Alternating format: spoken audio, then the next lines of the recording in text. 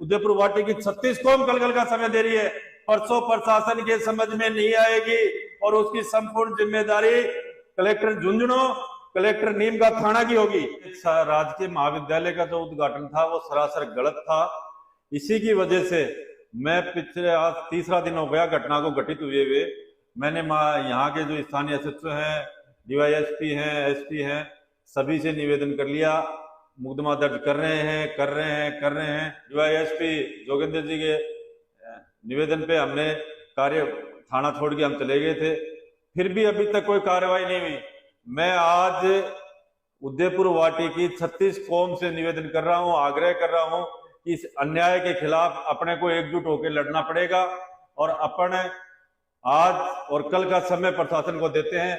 कल शाम तक यदि मुकदमा दर्ज नहीं होता है और अपराधियों की गिरफ्तारी नहीं होती है तो परसों संपूर्ण उदयपुर वाटी नगर पालिका, गुड्डागोड़ जी नगर पालिका और आसपास के गांवों में सभी जगह व्यापारिक प्रतिष्ठान बंद रखे जाएंगे और बांडिया नड़ा से लेके और उदयपुर वाटी एसडीएम कार्यालय तक 10-20 हजार लोगों के साथ पैदल मार्च किया जाएगा, जिसकी संपूर्ण जिम्मेदारी स्थानीय कलेक्टर नीम का थाना और कलेक्टर झुंझुनू की होगी। दूसरी जो घटना हुई, मेरे कार्यकर्ता को घर से उठा लिया गया, पुलिस उस दिन नाकामयाब रही। मैं खुद एसएचओ को मेरी गाड़ी में लेके गया था। उनका तो एसएचओ का तो कहना था कि हमारे पास गाड़ी ही नहीं है। मैं मेरी गाड़ी में ले गया, मेरे कार्यकर्ता को बरामद किया, उसको यहाँ स्थानीय हॉस्पिटल में रात को 1 बजे उसका इलाज करा के जयपुर रेफर किया। जयपुर से वापस आए, उसके पैर में फ्रैक्चर है। उस मामले में भी अभी तक कोई गिरफ्तारी नहीं है। इससे बड़ा फेलियर सब में इस राजस्थान पुलिस का क्या होगा, जब लगातार मैं कह रहा हूं हम पुलिस को कोऑपरेट कर रहे हैं, पुलिस की हर कदम पे मदद कर रहे हैं, उसको संसाधन उपलब्ध करा रहे हैं, उसके बावजूद भी पुलिस के अधिकारी अपराधियों को पकड़ नहीं रहे। जब भी फोन करते हैं कि साहब उनकी लोकेशन ले रहे हैं, मतलब इतने बड़े बड़े जघन्य अपराध उदयपुर वाटी की जनता के साथ हो रहे हैं और यहाँ का प्रशासन सोया हुआ है।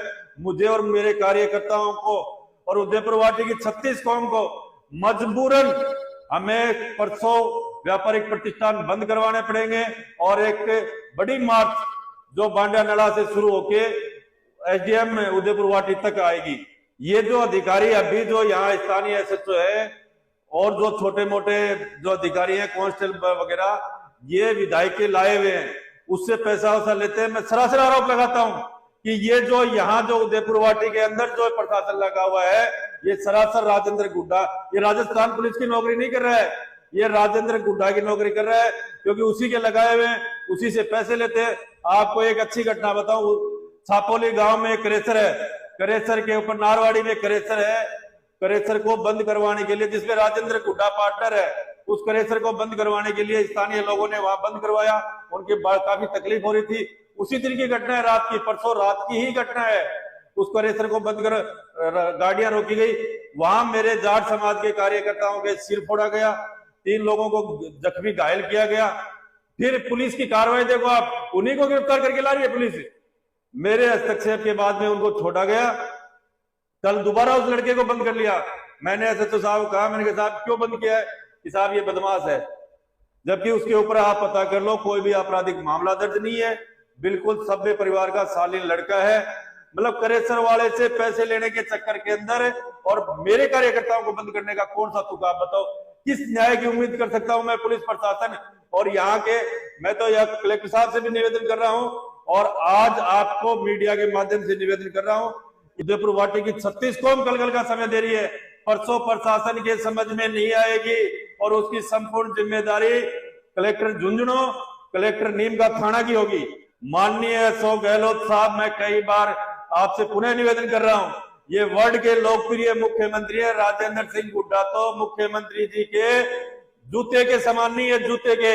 इसकी औकात क्या है जो मुख्यमंत्री जी को कह दे? और मैं कहता हूं, आज संदीप सैनी कहता है कि राजेंद्र गुड्डा मुख्यमंत्री जी के खिलाफ अब एक शब्द भी कह के दिखाए, उसको उदयपुर वाटी की 36 कौम रोड पे भगा भगा के मारेगी।